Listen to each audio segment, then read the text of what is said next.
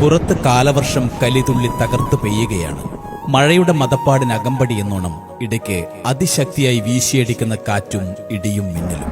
ശക്തമായ കാറ്റിലും മഴയിലും പലയിടത്തും മരങ്ങൾ പൊട്ടിവീണോ അല്ലെങ്കിൽ ഓട്ടോമാറ്റിക് ഇലക്ട്രിക് സംവിധാനത്തിന്റെ ഭാഗമായോ ഇടയ്ക്കിടെ കരണ്ട് പോയേക്കാം. മഴ തോർന്നാൽ പെട്ടെന്ന് തിരിച്ചു വന്നേക്കാം. ചിലപ്പോ 1-2 ദിവസം കഴിഞ്ഞേക്കാം തിരിച്ചു വരാൻ. പറഞ്ഞു വരുന്നത്, കരണ്ട് പോയാൽ നമ്മളിൽ പലരും പെട്ടെന്ന് ഇരുട്ടിൽപ്പെട്ട ദേഷ്യം മുഴുവൻ തീർക്കുന്നത് KSEBയിൽ വിളിച്ച് ഫോണെടുക്കുന്ന ജീവനക്കാരനെ തെറി പറഞ്ഞുകൊണ്ടായിരിക്കും.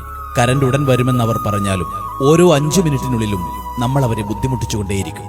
പോകെ പോകെ ക്ഷമ നശിച്ച് കാരണമറിയാതെ അവരെ കേൾക്കാതെ ദയാദാക്ഷിണ്യമില്ലാതെ ജീവനക്കാരനെ അസഭ്യം കൊണ്ട് അസുരവർഷം ചൊരിയും.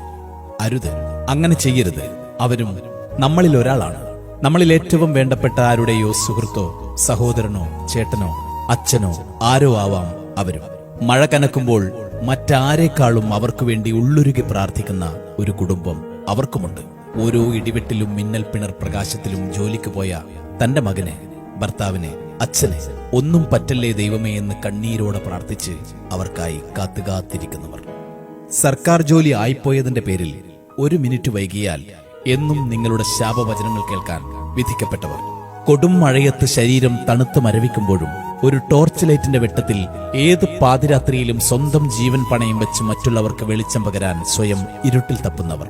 റോഡിലെ തടസ്സങ്ങൾ നീക്കാൻ ഭക്ഷണം പോലും കഴിക്കാൻ നിൽക്കാതെ കയ്യിൽ കിട്ടിയ ആയുധങ്ങളുമായി കിതച്ചുകൊണ്ട് പാഞ്ഞെത്തുന്നവർ. അപകടം പിടിച്ച ഓരോ പോസ്റ്റിലും സ്വന്തം കുടുംബത്തെ മറന്ന് കൈകൾ ഇറുകിപ്പിടിച്ച് വലിഞ്ഞു കയറുന്നവർ. ഏത് പ്രതികൂല സാഹചര്യത്തിലും കർമ്മനിരതരായി പ്രവർത്തിക്കുന്നവർ. സെക്ഷനിലെ 5 പേരെ വെച്ച് ഒരു നാടിനാകെ വെളിച്ചം പകരാൻ രാപ്പകലില്ലാതെ ഓടി നടക്കുന്നവർ. വൈദ്യുതി അമൂല്യമായിരിക്കെ ഈ പ്രതികൂല സാഹചര്യത്തിൽ അനാവശ്യമായി ഉപയോഗിച്ച് നിങ്ങളുടെ മൊബൈലിലെ ഇലക്ട്രോണിക്സ് ഉപകരണങ്ങളിലെ വൈദ്യുതി വെറുതെ പാഴാക്കാതിരിക്കുക. ഓർക്കുക, ഈ പെരുമഴക്കാലത്ത് ഏറെ അപകടം നിറഞ്ഞ ജോലിയിലാണവർ. മനസ്സുകൊണ്ട് നിങ്ങൾ പ്രാകുന്ന നമ്മുടെ KSEB ജീവനക്കാരും മനുഷ്യരാണ്.